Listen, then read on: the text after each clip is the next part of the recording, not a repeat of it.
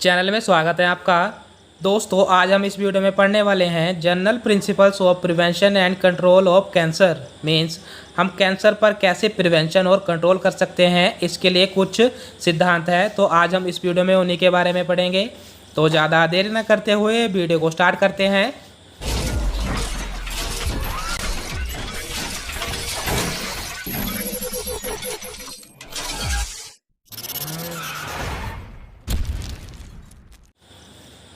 तो सबसे पहले हम देख लेते हैं इंट्रोडक्शन कैंसर का, कि कैंसर होता क्या है। It is a group of disease involving abnormal cell division और growth with the potential to invade और spread to other part of the body.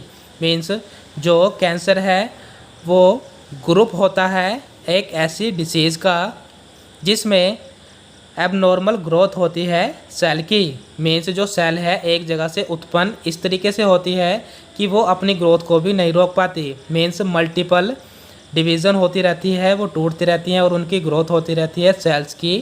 तो उस कंडीशन को हम कहते हैं कैंसर। और जो कैंसर है वो एक ऐसा होता है कि वो एक जगह से दूसरी जगह भी फैल सकता है।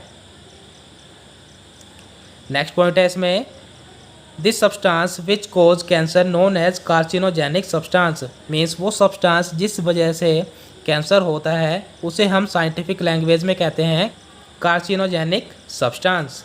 नेक्स्ट पॉइंट है इसमें, this contrast with winnings tumour which do not spread. Means जो कैंसर है वो कॉन्ट्रास्ट होता है हमारे वेनिंग से। ये जो कंडीशन है कैंसर की वो स्प्रेड नहीं होती है, मीन्स फैलती नहीं है, ये एक ही जगह पर उत्पन्न होती है। Possible sign and symptoms include a lump, abnormal bleeding, prolonged cough, unexplained weight loss and a change in bowel movement. Means जो पॉसिबल साइन और सिम्टम्स हैं, मीन्स जो लक्षण हैं वो इंक्लूड होते हैं हमारे कैंसर में। कौन कौन से आते हैं, जैसे कि लंप आता है, गांठें पड़ जाती है शरीर में, एबनॉर्मल ब्लीडिंग होती है। मीन्स अगर कहीं पर छोटा सा कट लग गया है तो वो कट में से ब्लड बाहर आता ही रहेगा, एबनॉर्मल ब्लीडिंग होती रहेगी। प्रोलॉन्ग्ड कफ मीन्स लंबे टाइम के लिए अगर खांसी हो जाती है तो वो भी साइन और सिम्टम्स होते हैं हमारे कैंसर के।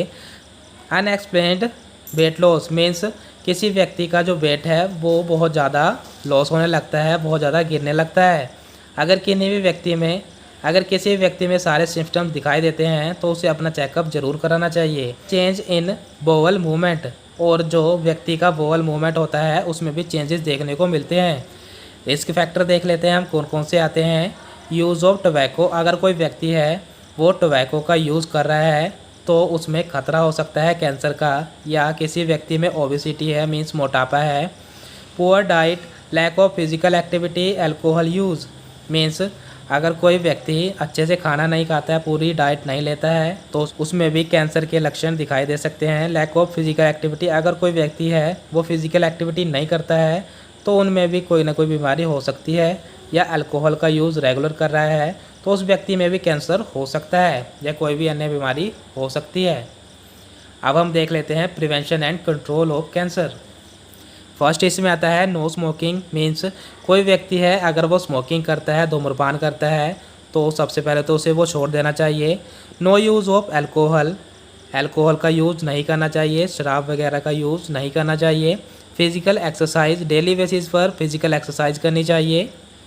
Health education and self care, अगर हम हेल्थ एजुकेशन देते हैं किसी भी व्यक्ति को कि उसे कैसे खाना खाना है, कौन सी डाइट लेनी है, कौन सी डाइट नहीं लेनी है, या उसे हम बता दें कि किन्हीं चीज़ों का उन्हें ध्यान रखना है जिससे कि वो अपनी बॉडी को तंदुरुस्त रख सकें, तो उन तरीक़ों का यूज़ करके भी वो व्यक्ति सेफ रह सकता है।